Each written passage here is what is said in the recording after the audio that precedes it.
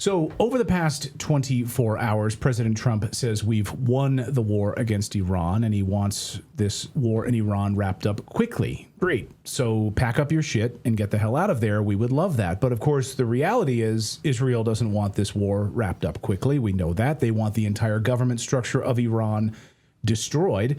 And the only way to do that, of course, is with boots on the ground. You cannot have regime change with airstrikes. It's never worked in the history of aviation, so it's not going to happen in Iran.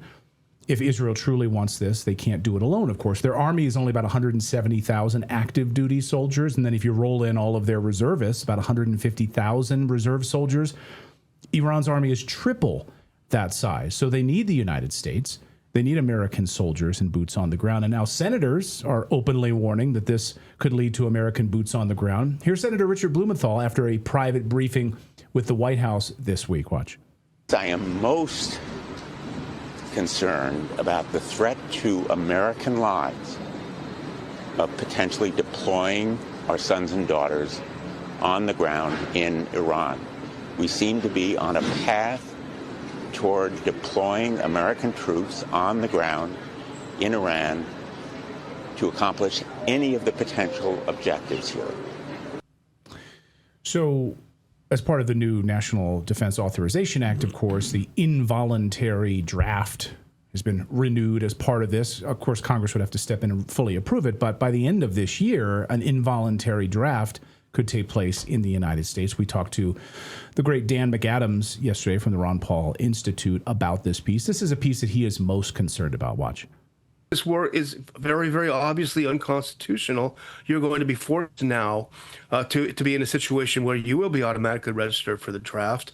And a lot of people are salivating at the idea of starting a draft, of sharing the burden. You know, the problem with this, as Dr. Paul says, is that presumption is that the government owns you, that owns your body, that you are a slave. And that just simply isn't the case. Of course, that's terrifying, but it's also something's got to give here. Either the Trump administration says enough is enough, we're happy with this new Ayatollah, or Israel says we're going all in because we're not stopping. So nuclear war, perhaps. Again, it appears America and Israel do not appear to want the same outcome in this at this stage, or maybe they never did, and they don't really appear to be on the same page at all. So Trump at least publicly seems to want this over fast, but Netanyahu's government is talking about something much bigger. Sources in Israel have told us that the real goal in southern Lebanon, that bombing, is to create a demilitarized zone, very similar to Gaza. In other words, Israel wants to turn southern Lebanon into the Gaza Strip, devoid of Hezbollah and devoid of presumably human life as well. Meanwhile, we would like to remind you that in June of 2025, our next guest, Tucker Carlson, warned about a war with Iran, and his warnings were not heeded. We're going to talk to him in just a moment, but let's take a look at a few of the things that he predicted. Number one, he warned that a war with Iran would be hard because they have a well-stocked arsenal of ballistic missiles aimed at U.S. bases and energy infrastructure of our allies, and they would use them in those directions. That would be bad. There's victory lap number one we're about to give him. Number two, he warned that this would further ally Iran with China and Russia because it would turn those countries against the U.S. There's victory lap number two. Now, the third victory lap that we'd like to offer him when he comes up in a second is that he predicted that Trump voters would feel betrayed by this, and it could end his presidency. Of course, I don't hate Trump, but I don't care at all what happens to his presidency. I care what happens to the American people. So, Tucker Carlson, without further ado, thank you for joining us on Redacted today. We're going to give you an opportunity for those victory laps and give you an opportunity to let us know, how do you think this is going to play out for the American people, given the prescience of your tweet almost a year ago? Oh, gosh. I wouldn't give myself credit for prescience. I think it was also obvious, and the effects were so predictable. The disruption to global energy supplies, the effects on the U.S. economy, the end of U.S. military bases, probably in some or all of the Gulf states, the loss of control over the Persian Gulf by the United States, the shrinking of American empire. I mean, you can make a case for all of those things, but this is not the way to do it. The way it's been done is so damaging to the United States. You have to believe, and I do believe, that that was one of the goals, which was to weaken the U.S. and get us out of the Middle East. And, conceptually, that's not, I've never been in favor of American empire because I don't think it helps the United States. Okay. It hasn't, I don't think. However, once you have a global empire and you're responsible for trade routes and you write the rules of diplomacy and war and what we've done for 80 years, you can't just turn it off in a day or your country will be severely damaged. And I'm afraid that we're moving down that path. Like in 5 years, who's going to secure the Straits of Hormuz? Probably China. Who will occupy, those now damaged and destroyed bases? I don't know. I'm just guessing. I hope I'm wrong, but it wouldn't shock me if it were China. More immediately, who's going to bring an end to this conflict? It can't go on forever because this is the center of global energy, and not just energy, petrochemicals, fertilizer, things countries actually need. They're non-negotiable things, resources. And so the world has an interest in ending this, particularly Asia, South Korea, Japan, China. They're all dependent on this energy. So, who brokers the peace here? It's not the U.S. We don't have diplomacy anymore. We're so discredited. Our diplomacy is seen by the rest of the world as like a cover for war. This is all like a sneaky attempt to, launch a sneak attack. And whether that's true or not, you pray it's not true, but everyone thinks it's true. So we're not going to negotiate an end to this. I don't know. The losses for the U.S. are so sad that I just can't take a victory lap. I just feel depressed. Yeah, it is absolutely depressing because so many pieces are moving at once with the U.S. economy right now. Fertilizer prices skyrocketing, food prices set to go up. We were already seeing inflation, the numbers over the past 24 hours going up. So all of this is going to be hitting the American family pretty hard, who was already hit very, very hard. And we just got this statement. I want to read to you. I'm sure you've already seen it. Iran's new leader, Khamenei, just released the first statement as supreme leader, released it to Iranian television. It was read. He didn't appear on video or anything like that. But among the points that he made, the Strait of Hormuz will be shut down forever until the United States begs, basically. We will not ignore the blood of our martyrs. They will be avenged, basically an eye for an eye. We are not an enemy of the countries around us. We're only targeting American bases, he said, but bombs are raining on your neighbors anyway as a result of that. Close all U.S. bases in the region or we will attack them all. And he calls for total Iranian unity. He says, we will not forgo avenging the blood of the martyrs. Every citizen killed by the enemy is a case for vengeance in itself. So it doesn't sound like they're done, even though President Trump yesterday said we've won this war. It doesn't sound like this is over anytime soon.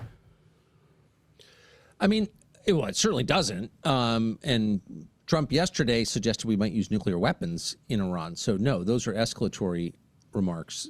They're not, consensus-seeking remarks. However, that country, maybe not this country, but certainly Iran, seems to have lots of different factions. And of course, they just threw the board in the air. A lot of people were killed. It's not exactly clear who's running the country, who's making the key decisions. But my impression is there are different factions, and some, seek some sort of negotiated settlement sooner rather than later. But clearly there are a lot of people there after all the civilian deaths, after the killing of their religious leader, and after the failed diplomacy, who, want to fight till the end. The question is, what does that mean? And I just worry that, Israel is going to find itself in a position where, it uses weapons of mass destruction. I'm not even attacking Israel, by the way. It's the size of New Jersey. So, you can see why they would feel threatened. I don't think they should ever use nuclear weapons. I think the United States should tell the Netanyahu government, absolutely not. In fact, we're going to secure Dimona. We're going to secure your nuclear sites. You're not allowed to use nuclear weapons because that could begin a cascade that ends the world. So you're not allowed to do that, actually, Netanyahu. But you do understand how if their cities are getting bombed and the United States can't stop that from happening and they run out of missile defense or adequate missile defense and maybe the bombing moves to Jerusalem from Tel Aviv, I mean, you can see this getting super radical, which is one of the main arguments I made against starting it in the first place. You don't control it once it starts. There are other players here. I didn't realize it was going to be a joint operation with a country that believes in Amalek. Whoever made that decision should be in jail. Yeah. When was the last time the U.S. military partnered on a decision-making level with another country in a war? Like, that's crazy. You can have symbolic partners, but you can't have a partner who has co-equal decision-making authority because your interests are different. And you could wind up harming your own interests and those of the world very gravely. So you don't do that because you can't make a clear decision. And I think that we're not far from that right now. Like, their goals have always been different from our goals. Trump was convinced they had a nuclear program. I thought that was silly, but he seemed to believe it. He was also under immense pressure from the Israelis to do this because they were going to do it anyway, as the Secretary of State revealed. That's true.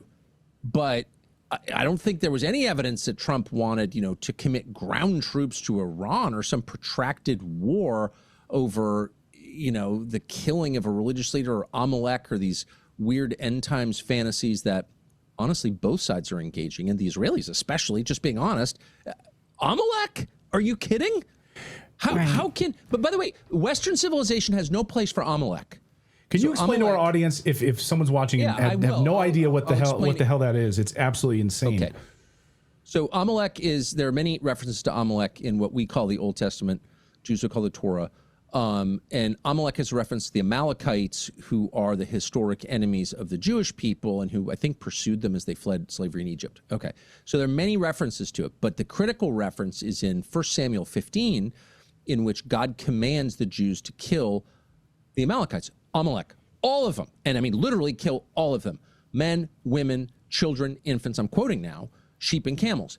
All trace of Amalek disappeared. Genocide, actually literal genocide, like they never existed. So the Jews, their leader, I think it was Samuel, fails. He leaves some alive and he doesn't kill all the camels. And God punishes him for not wiping Amalek off the face of the earth.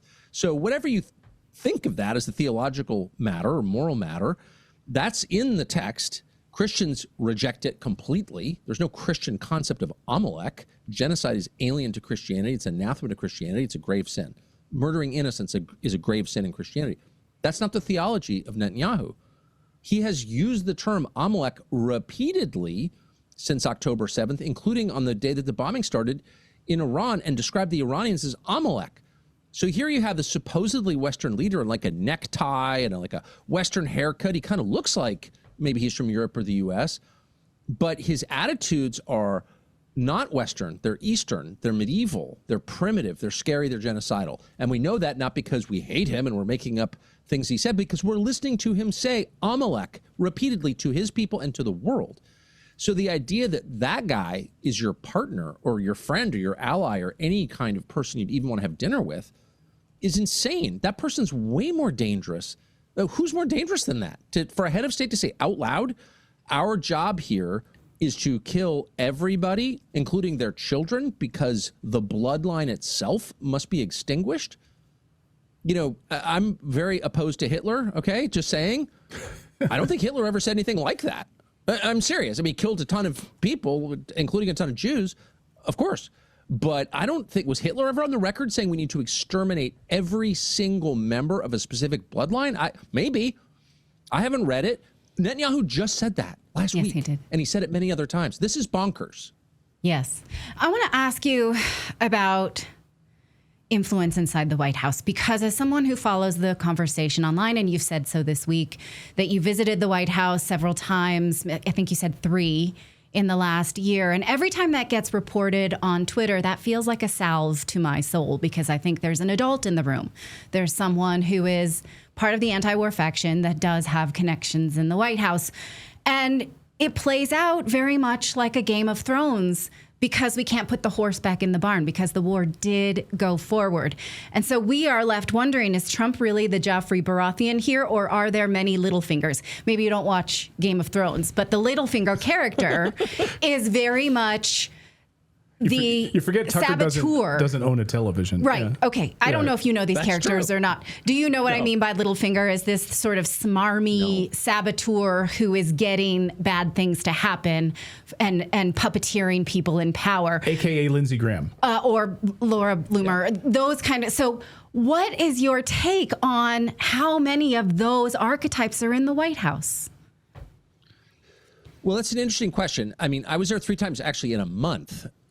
In the month preceding the war, and talked to the president by phone a bunch of times. So I definitely talked a lot to him about this, and my views haven't changed in 10 years. I think I thought then, I think now, that the U.S. getting into a war with Iran would be a disaster for the U.S. That's my concern. I'm not a secret Shiite, but I am an American. So I just have the same position I've always had.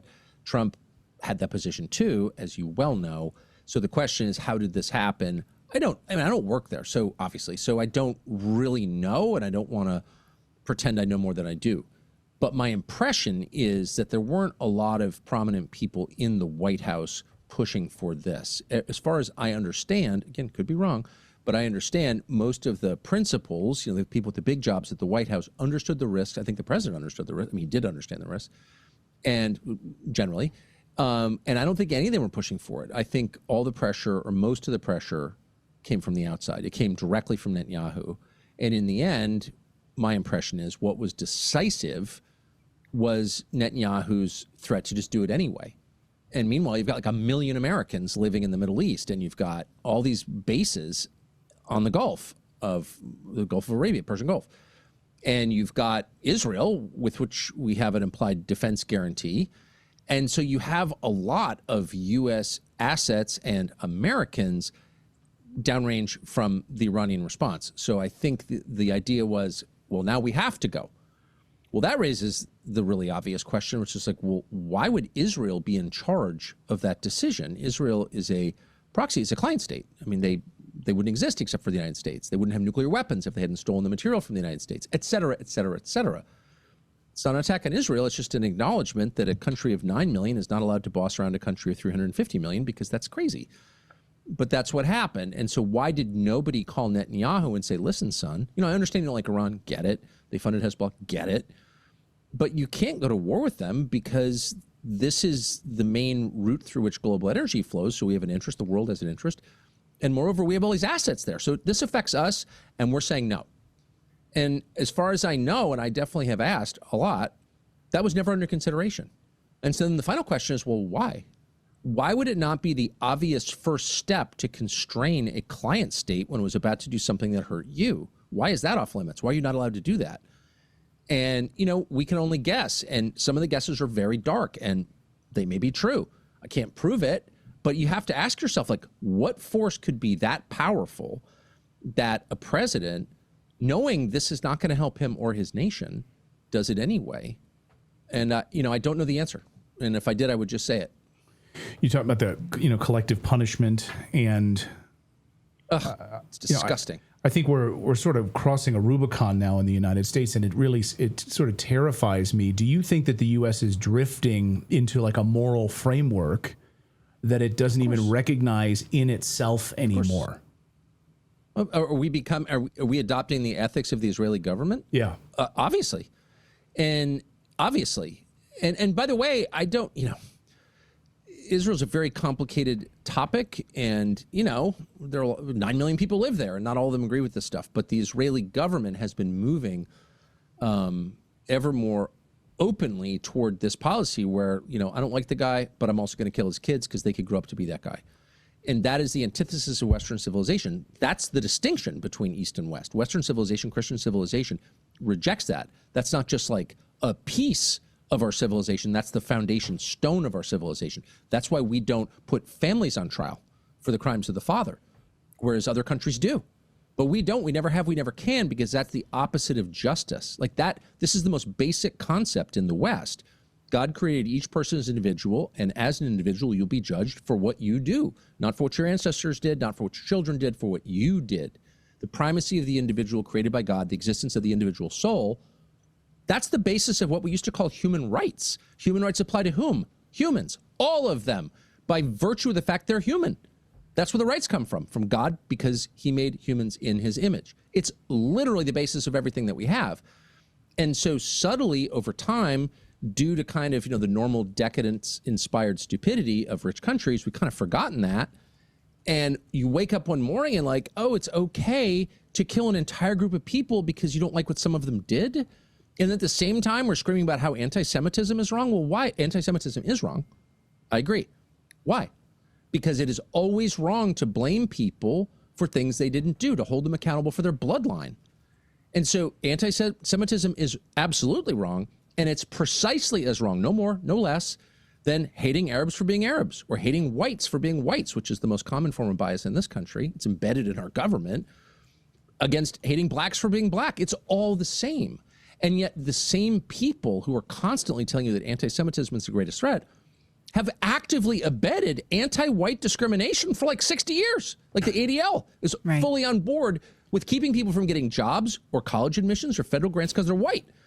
So then you like reach the conclusion they don't care about human rights. They don't acknowledge their existence. They believe in tribal rights. My tribe gets these rights, yours doesn't. That attitude, precisely that attitude, will destroy the United States. First of all, it's totally against Christianity. It's totally against Western civilization. But it also, as a practical matter, is the road to violent civil war.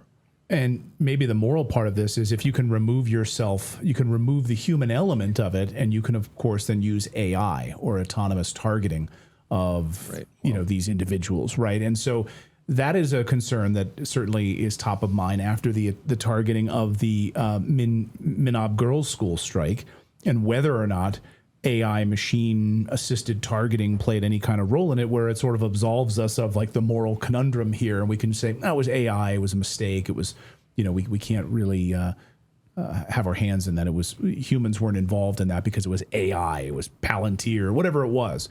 Have you, in your massive connections and any kind of discussions you've had with maybe sources in the White House, have heard that maybe AI was in any way involved in that? Well, actually, it's funny you said that. I don't know much about much, but I'm interested in this subject, and I know people involved in it, so I've definitely learned about it over the past 6 months. And yes, there are examples of ongoing wars. Not any I'm aware of in this war, but in other conflicts ongoing where targeting decisions have been made by machines with no human sign-off. So I find that like one of the most shocking things, and that's a fact. With no human sign-off. That's correct. That's correct. The data are input into the, I think the targets are loaded or something, but like at the end stage, it's just like, identify, kill. And so that to me is like a profound change and really, really distressing. It's like the pager attacks, 100x, the pager attacks where we put bombs in these pagers and then they kind of circulate and we hope that they blow the legs off the right people, but there's no way to know. Ugh. That's not acceptable. That's an act of terror. And yes, I'm aware that like bad people were killed, but innocent people were killed. So that's an act of terror in my view. Not in my view, that's by definitionally it's an act of terror. I think it's very closely related to autonomous weapons. And you saw this really interesting argument fight break out between a big AI company and the administration right before the Iran war. And the company made the case that, look, we are not into two things. We are not into autonomous weapons, and we're not into mass surveillance in the United States. And they lost their contracts, famously. And there was so much going on at the time that I didn't look quite closely enough into it, but I have since. And I do think those were the sticking points. And maybe I'm being misled, but I believe that's right.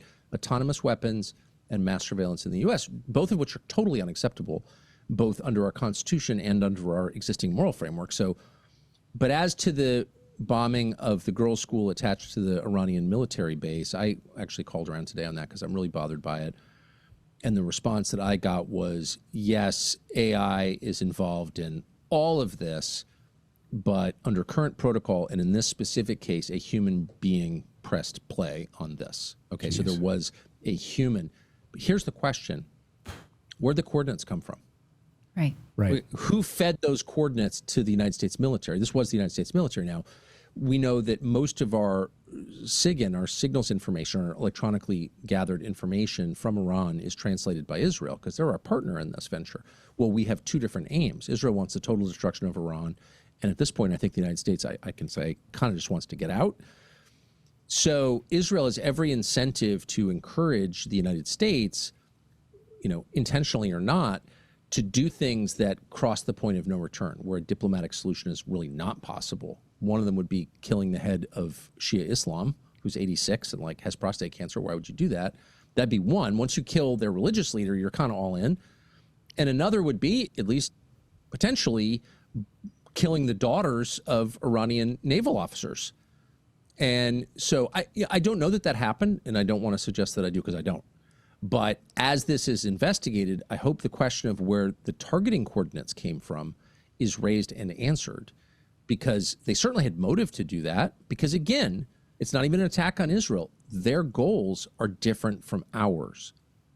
And so to partner with a country in a war that has a different end game than you do is one of the craziest things this country's ever done. Well, right. And if you, as you've made the case beautifully over the last week, if Israel is trying to sabotage the American government to get them to leave the region and no longer be a competitive superpower, right, which would mean that they don't have our best interests at heart, then this technology, which is born and used in Israel first and foremost, you know, the Palantir Maven software is used to track people in coordination with data miner, which can also cross-check your social media and target you. And so the things that we've worried about the most have come to fruition, being led into a war by our model ally, according to the Department of War. And so what we worry about next is that it will be targeted towards us. And that seems like a real possibility, that your social media will target you as someone to be tracked in order to, and can you play out worst case scenario? Because we already are in one, what would be the next? Well, I mean, you know, big picture, it's just always true everywhere that war changes societies faster than anything else. It's a great accelerant of social change. And a lot of the big social changes in our society over the past couple hundred years grow out of the changes during war. And some good, some bad, but always big. And one of the changes you see in every society, you've seen it in Israeli society. The Israel of 2026 bears no resemblance as a visitor to the Israel that I visited in years past. It's just a different, seems like a different country, different attitudes, different people. One of the reasons for that is a 7-front war.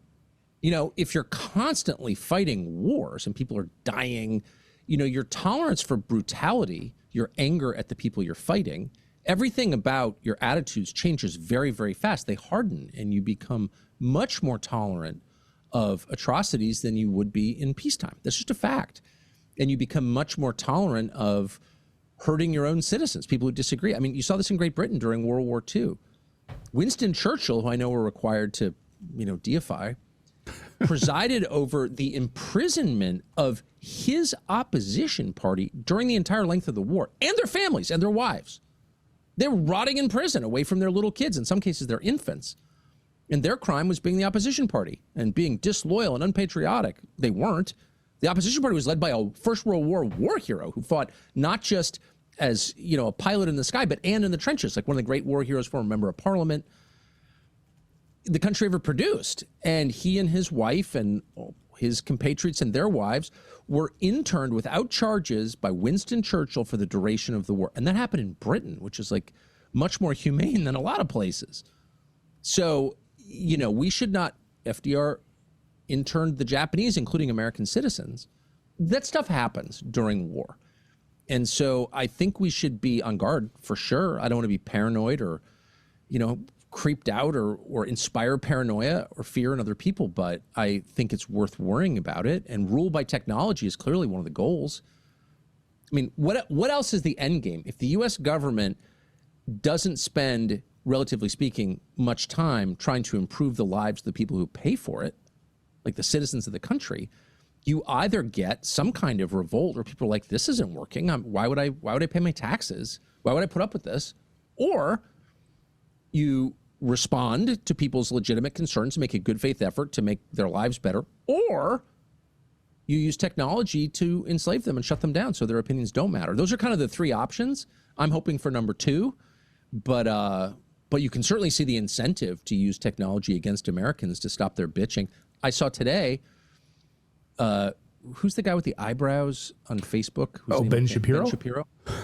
I'm so sorry to be mean. Yes, Ben Shapiro was calling everybody who disagrees with him left and right because it's a horseshoe theory. I mean, he's sort of right about that, actually. But the party of discontent or the party of complaining. You're complaining. Yes. Why are you complaining so much? The guy's like got 105 IQ and he got into Harvard. So it's like, I'm thinking he might have been the beneficiary of some special treatment. He and Bill Ackman both went to Harvard, and they're both kind of dumb. So it just tells you that this is, these are the people who run the country. This is the ruling class. Every nation has one. But to get a lecture from them about how you've got it easy, stop complaining.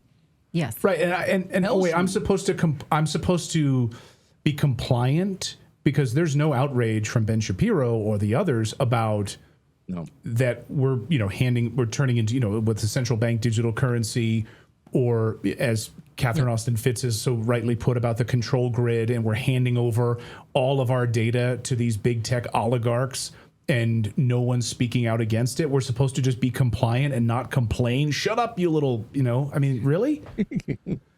Okay. Yeah. I think I've thought a lot about it I wrote a book about this almost 10 years ago, like what has gone wrong in the United States. And my first thought was, well, we have a ruling class. This is supposed to be an egalitarian country. Well, there is no egalitarian country. There's a ruling class in every country, always, from the beginning of time to the end of time. So the question is not, do you have a ruling class? You do. The question is, how do they feel about the people they rule? And I think the key difference between the people in charge now and the people in charge, say, 60 years ago is the people in charge now really dislike the population. And I think it's obvious in the results, in declining life expectancy and the degradation of physical health, and 20% of white girls are on OnlyFans, or just name your measurement. It's like there's an intentional degradation, an intentional abandonment of the population that can only be attributed to loathing and contempt. And I think that's really scary. And so people who hate you probably predisposed to hurt you if they can. And if they have the technology to make it easy to do that, to constrain you from talking or expressing your opinions or having certain thoughts or going certain places, like they'll probably use that technology in order to do it, right? You can't assume any goodwill from people like that. Absolutely. You just can't. No, and you can't accept any goodwill or expect any goodwill from the mainstream media at all. And the propagandists in the mainstream media, something that we all three of us actually know really, really well. So we're going to take a quick break. Grab an Alp pouch if you have one. Grab a beverage of your choice, and we're going to just take a quick break. I got a water bottle. And we're going to come back and talk about media propaganda and how they're selling this war. We'll do that in a second. Our guest is Tucker Carlson, so we'll be back with him in just a second. Well, don't you hate when people say, I told you so? Yeah, that's me, actually, because I did tell you. Sorry, but I told you that gold and silver were going to reap the benefits of excessive money printing, the Fed just printing money like crazy, overvalued markets, global unrest. It's here. It's happened. Gold and silver have both soared to all-time highs. So I hope you called our friends at Lear Capital and you bought some. If you didn't, trust me, it's not too late. Experts are predicting even higher prices ahead. And they get it. They know what's coming. Isn't it time, folks? Get yourself some gold and silver today. Call the best in the business. I personally use them. So does Natalie. We both do. And our kids do as well in their IRAs. Lear Capital, it's a free phone call. There's no obligation to purchase, just education information on protecting and growing your wealth with gold and silver. I'm sure there are many of you that have called and haven't purchased yet for whatever reason. Don't make the same mistake twice. Now is the time to get some gold shipped directly to you or shift some dollars in your retirement accounts over to physical gold and silver. It's easy to do. Natalie and I have done it for both, and I've been extremely satisfied with Lear's knowledge, their service, their prices. I urge you to call today and learn more. Call them, 1-800-613-3557, or go to LearRedacted.com, and you can receive up to $20,000 in free bonus medals with a qualified purchase. All right, we're going to talk about mainstream TV and its pro-war factions. Basically, everything that you get on the boob tube will sell you this war. Now, we have Tucker Carlson as a guest today. Clayton warned me, Tucker doesn't watch TV, so don't use a lot of pop culture reference. So, Tucker, I just cut 4 inches off my hair today. And I said, I will keep cutting my hair and pull a Mulan if they try to draft my son. And Clayton said, Tucker's not going to get that reference. Mulan? No? It's a Disney reference. No idea. All right. No idea, but I was thinking both about cutting your hair, and I need a new wig, obviously, myself, and then drafting your son. I mean, that's so, it's, I don't think that would, by the way, there's going to be no draft. Who would join? Who would obey? Some, I guess, people took the COVID shot, but I think they would have to give the slots to illegal aliens. They have to arm foreign nationals. A lot of people want to do that. Which may have been the plan all along. I agree with that. So, I mean, what the reference is Mulan is the Chinese story of the young girl who cut off who went to war in place of her dad. And so all that to say, if they try and take my son, they're going to get a fiery 5'2" Latina instead, because they will not take my boy for a war based on this lie. So let's talk a bit about propaganda, because this week you had a show about this propaganda that's being used to sell the war. The White House is now resorting to using pop culture, movies, video games. Here's one they put out today, which is basically the Nintendo Wii. It really is conveying the idea that the U.S. military is heroic and unstoppable, and that human life is nothing more than a video game avatar. I find this very insulting. But this is not new, and I brought an artifact to show this. During World War II, the Treasury Department literally hired Disney to teach Americans that paying taxes was patriotic because it bought bombs and tanks. Now, it's amazing to watch this. We're just going to show a few seconds, but you can watch the whole 7 minutes if you just search for The New Spirit, 1942. And here is Donald Duck telling us we need to pay taxes to beat the Axis. Watch. Your country is at war. Your country needs taxes for guns, taxes for ships, taxes for democracy, taxes to beat the Axis. Taxes to beat the Axis. So my question to you is, will it work this time? It does not seem to be working. No, of course it won't work. I mean, because, by the way, propaganda only works if there's a predicate for it. Like, you got to lay the foundation for the propaganda, which you then repeat. Taxes against the Axis, but that assumes you know who the Axis is and why it's bad. But I don't think that anyone has even bothered to explain why we should be taking military action against Iran. Yeah, they might have nukes, but then you told us in June that we eliminated that threat. So, like, what is this? I don't really understand what, and again, I felt like I was fairly close to it, but I still never have understood why the U.S. population was never brought on board, or no one even made a good faith effort to bring them on board. And I find that a little more chilling, because the message is, it's not even worth propagandizing you. It's not even worth lying to you. We're just going to do it anyway, because what are you going to do about it? That's the vibe that I got anyway. And that would be, you know, a big change. Why do you think so many TV news anchors, the mainstream media, are so comfortable right now sort of repeating the government lines in real time without any sort of checks on it whatsoever? No one's really questioning how this war ends. What is the goal? What is the end game? The embedded sort of Pentagon media that is, you know, now inside the Pentagon. I call it like access journalism, which just infuriates the hell out of me, because it's like the Fox Newses of the world, the MSNBCs, the NBCs, or whatever, that want to have interviews with high-profile members of the administration. And so the only way to really do that, of course, is to just kiss their ass and to not ask the tough questions, and so to have them on a regular basis in that capacity. But no one's really asking the tough questions about how this thing ends.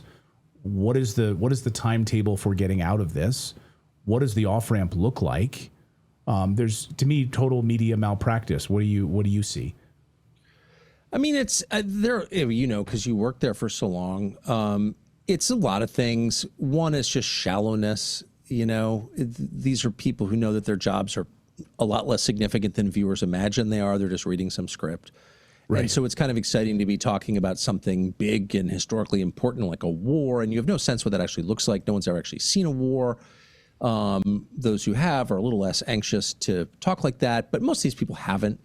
Some of them are not super geniuses. A lot of them are pretty nice, but they just don't know what they're talking about. The other factor is they know it's the red line. That's the red line. Like you could get on TV, you know, there's so much like pretending that the red line is about race. And like, if I got on TV and said, actually, black people commit an awful lot of crimes, that I'd be fired. It's like, not really, actually. Not really. Nobody really cares. If you get on TV and say something like, why are we supporting Ukraine in a war against Putin? Like, why should we be enemies with Putin? Woo. Right. Like, the war stuff's not a joke. That's what they really, really care about. And I just know that from extensive experience. Then the question is, well, why is that the one thing they really care about? Why was Rupert Murdoch on the phone with Trump constantly for the past year begging him to start a war with Iran, which he was? And wow. why are his media outlets, the New York Post, the Wall Street Journal, and then most obviously Fox News, relentlessly pushing for this? And I mean pushing in a monochromatic way. Like there was one person whose name I don't want to mention because I don't want to hurt this person, who asked one question like, really, is this really a good idea? And that person's never addressed the topic again. They're very serious about this question. And the question is like, why is that? Why is this your red line? Killing people in faraway countries. I don't really know the answer. And I've spent a lot more time than most people pondering this. I know a lot of people involved, or most of them, and I still don't really get it. And I feel like there's a spiritual element to this. Like killing other people makes you feel godlike. I do think that. I mean, watch Lindsey Graham, and you can tell it's like his psyche shattered by sodomy. He's desperate to get the power that fills you when you know you're taking human life. I really think that. Yeah. It's the same. I just want to follow up with that, which is like Mark Levin. Like if I were still working at Fox and if I had gone on social media and said, hey, we need to kill the head of a foreign country, and I repeated it loudly in all capital letters on a regular basis, if I said, kill this person, kill that person, I have a feeling I would have received a phone call from the powers that be at Fox and said, I'm sorry, either knock it off or you're fired. But for Mark Levin, who's on the payroll, it doesn't matter, and just amplified. I don't understand that. Well, it's more than that too, because I mean, Mark Levin, whatever you think of him, is talentless and was never successful in television at all. Right. And Hannity got him that job on the weekends. It never rated. It doesn't rate now. Nobody watched it just because he's not good at TV. And which is fine, but he's not. And everyone knows that. Professional TV people look at Mark Levin, they're like, no, you're not getting a show, sorry. And yet he has, through partly force of will, but also other forces that I'm not sure I can identify, come to define the network. Like I don't have a TV, as you said, but I keep hearing, I'm fascinated by this question. He's apparently all over the channel all the time. That was not true when we worked there. You wouldn't put Mark Levin on your show. Why would you do that? Hannity did. Levin has some weird control over Hannity. I'd love to know more about that, but I don't. But he's on other people's shows. And I just think it's amazing. They're basically hurting their own business in order to promote this war. That's a pretty powerful statement. Yeah. Yeah. That is a great point. He is like a pawn show. He's like a pawn shop salesman. Like if you look at him, you'd think, oh, that guy runs a pawn shop. He doesn't have a TV show. Sorry, go ahead. Well, and he's angry and unpleasant and unattractive, and he's not super articulate actually or interesting. It's like, I can think of a lot of, like you work in TV, you know what a good host is. That guy's the opposite. He's just not good. Even if I agreed with him, I'd say that. Yeah. But why don't we look at it from the other end, too? Because Fox News, for whatever reason, is going full force into this war. Last summer, we were watching when bombs were hitting Tel Aviv, and Harris Faulkner said, Iran is doing this because they want to eradicate all Jews from the planet. And I was like, what a stupid thing to say. No context that Israel had fired first. That's their line. It's completely ignorant. But the radical left is aligned with this war, too. And I just really wonder how this happens. Now, I read Rachel Maddow's first book, Drift, and it is a condemnation of forever wars and a reminder of the human cost. Now, fast forward 10 years later, and she publishes Prequel, which is a condemnation of the anti-war movement during World War II, and she lumps in mothers like me who don't want their kids drafted with Nazis. How does that happen? I know you knew her at one time. I just really don't understand how 10 years goes by and you are warning about the dangers of endless war, and then all of a sudden you're warning about the dangers of anti-war movements. What do you think happens to someone when they gain power in the media that would switch your brain so drastically? Tribalism. That's what did it. And that's the point of whipping up tribalism, because it short circuits people's brains. I watched this with Naomi Wolf, who I love, who's like a great person, and I agree with her on everything, except this. And all of a sudden she's calling me an anti-Semite and texting me, why are you an anti-Semite? And I'm like, I actually hate anti-Semitism. I'm not an anti-Semite. Yes, you are. And it's because people get terrified that their group is going to be hurt. And I get it. I'm not even judging it, but I'm saying this is the fruit of a long-term strategy to make people feel insecure and afraid on the basis of group identity because they're much easier to control when they're terrified. And I saw this exact same thing when I covered black politics 30 years ago. Covered Al Sharpton, who I really liked, actually. Funny guy, but totally unqualified for anything. He's a criminal. And he would travel around with Al Sharpton, and no one in poor black neighborhoods, a lot of them are like, this guy's a total fraud. But they would never say that to like a white person because the feeling was he's a fraud, but we're under attack. Therefore, we have to stick together and not criticize a guy who calls himself our leader. By the way, you see this a little bit with whites, rural whites and Trump, just being honest. I mean, I actually technically am a rural white. I'm white. I live in a rural area. I campaigned for Trump, voted for him. But we just have to be honest that tribalism, which is to say the stoking of primordial fears that my group is going to get killed by that group, makes us much more obedient to our leaders and much more likely to stick together on the basis of tribal identification and much less interested in like reasoned argument or appeals to the common good. It's just a fact. And I think you're seeing that in part now. And I think I do. Yeah. I think that's one of the reasons they're telling you that we're on the verge of pogroms. I guess I just thought, does she have defense contracts that she would publish a book like this after what I thought Drift was quite a prescient book? I don't mean to have used that word twice now. But no, it's appropriate. Yeah. And now this, and I just don't get it, how someone can go so hard in the anti-war paint. I just don't understand. So you think it's not just defense contracting money? I don't think. I would be shocked if Rachel was like tied in with Raytheon in any way, though that may change.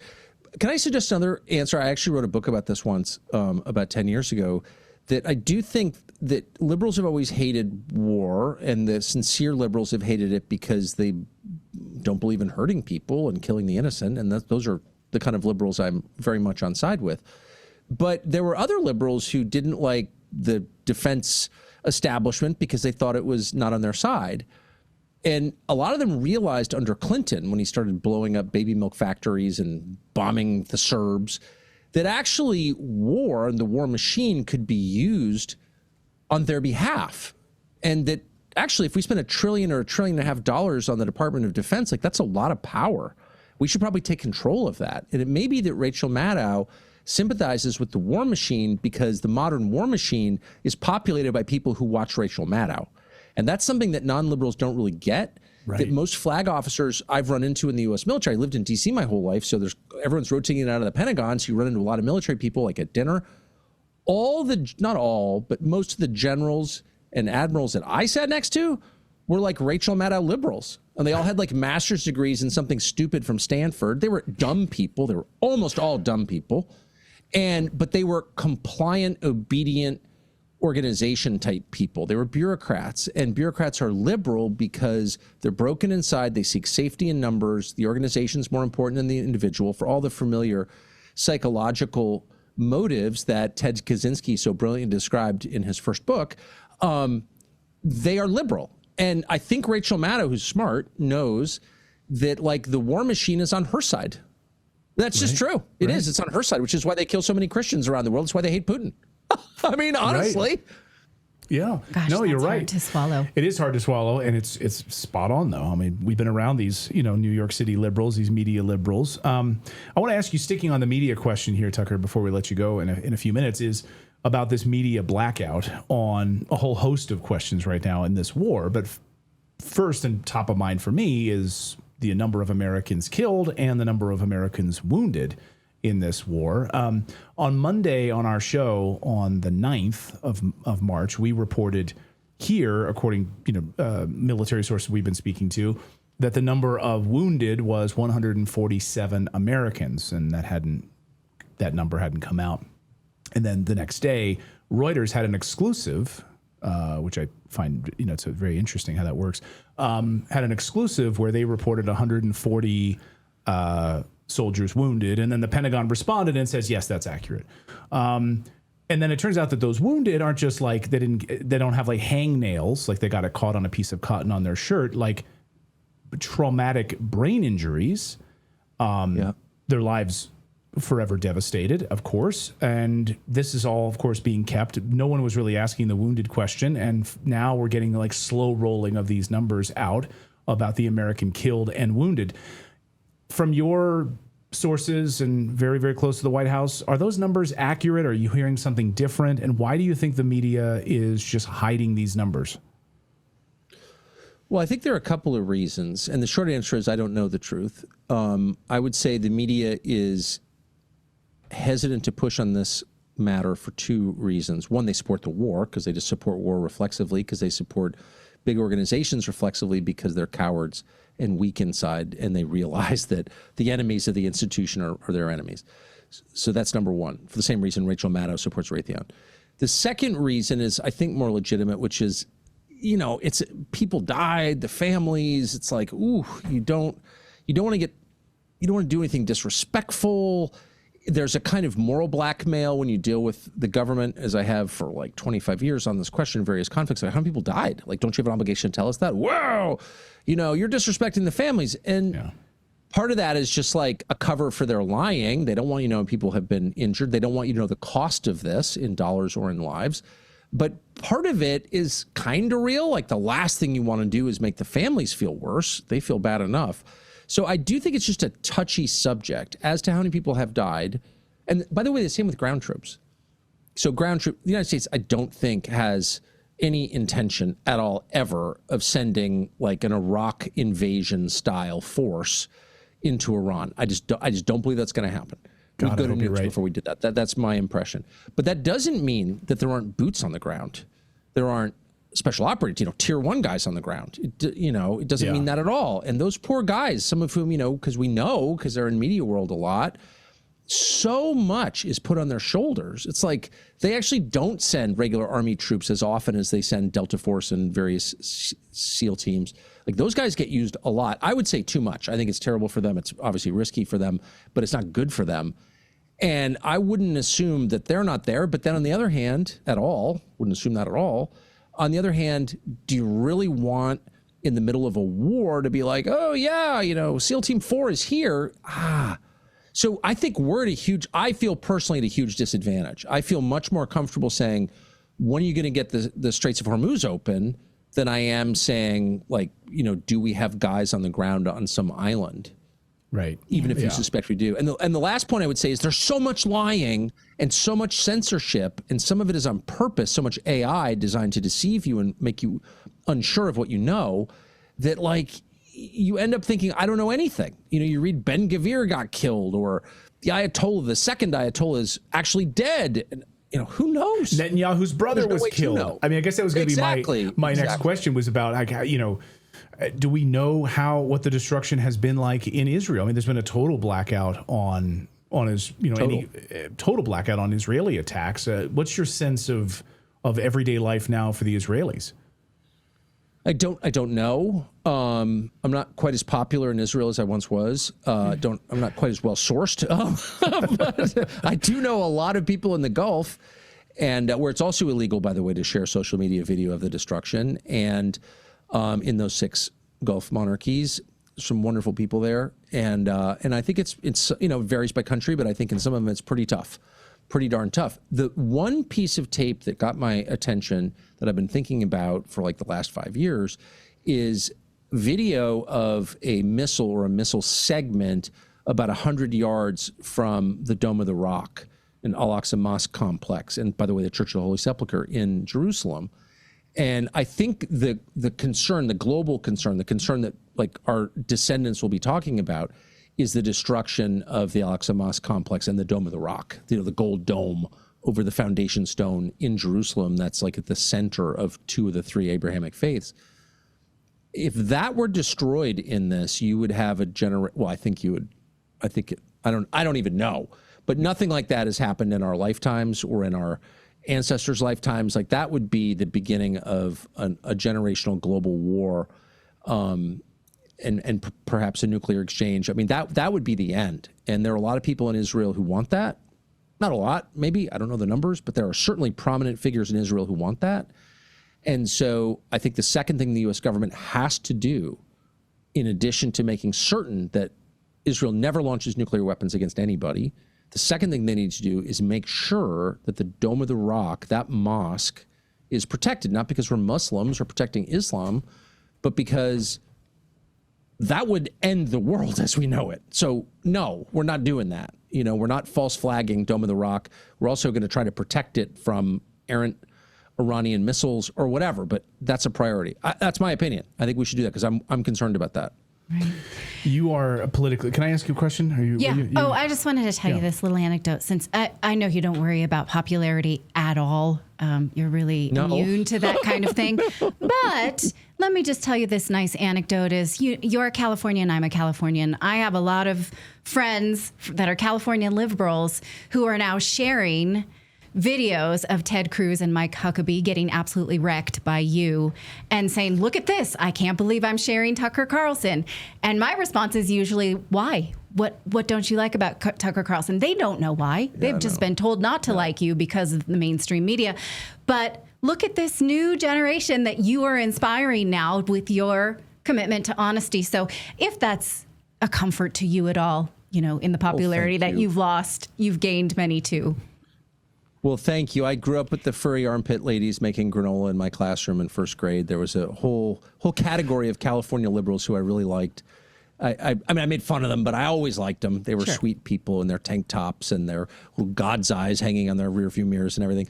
And I hope they're still around because they were fundamentally nice people. They might be cheering you on again. I hope so. It's true. Like they're saying, I've been red pilled by Tucker Carlson. Yes. I like hearing these stories of people that they've been awakened by it all. Yeah, I guess that's all we've got for you, Tucker. I don't want to take up more of your time. Thank you, guys. It's great to see you.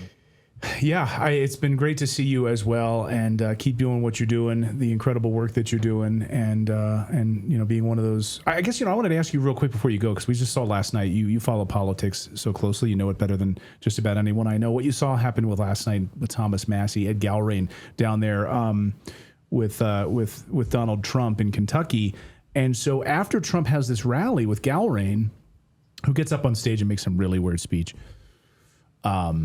After that, the poll numbers shifted for 15 percentage points in Massey's favor. I don't know how closely you looked at those polls or not, but I just think to me that's like a microcosm of this battle right now. What's happening in Kentucky with Congressman Massey versus this sort of war machine. How do you see it?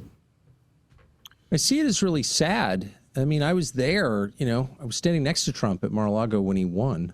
I was with him on stage in the weeks before. I was there the next morning with all the transition guys. I mean, I really felt like I saw that all up close. I thought it was thrilling. I thought the coalition that he pulled together in last election was like a true sign of hope in American politics. People who never voted for Republicans never voted at all, voted for him, young people, black men and Hispanic guys and like just Americans all coming together, and I really liked that.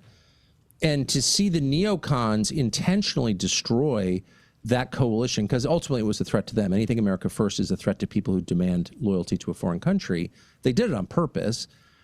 And it worked. It worked. And all of a sudden, MTG and Massey are the main enemies. Or I'm a bigger danger than, according to Ted Cruz, and any liberal. Like, what?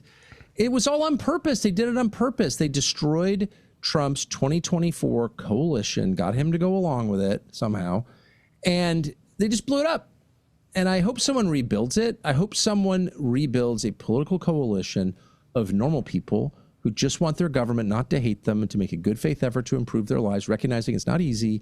We have different views on how to do it, but we can at least try. It doesn't always have to be about degrading people and putting them deeper into debt and getting their daughters on OnlyFans and invading Iran. Like, that is not a program anyone really wants other than Ben Shapiro. So I would like to have a party for people who just want normal, hey, let's improve the country politics. And I hope we can have that, Imagine that. Imagine that that's so radical. Remarkable. Oh, man. The great Tucker Carlson. Great to see you, my friend. Thank you for being wonderful to see you both. So generous with your time. You really too. great. Thanks, Tucker. I love it. Thanks, Thank Tucker. you. See you guys. All right, see you. Hello to your family. Yeah, give my best to your lovely family. All right, thanks, Tucker. Thank you.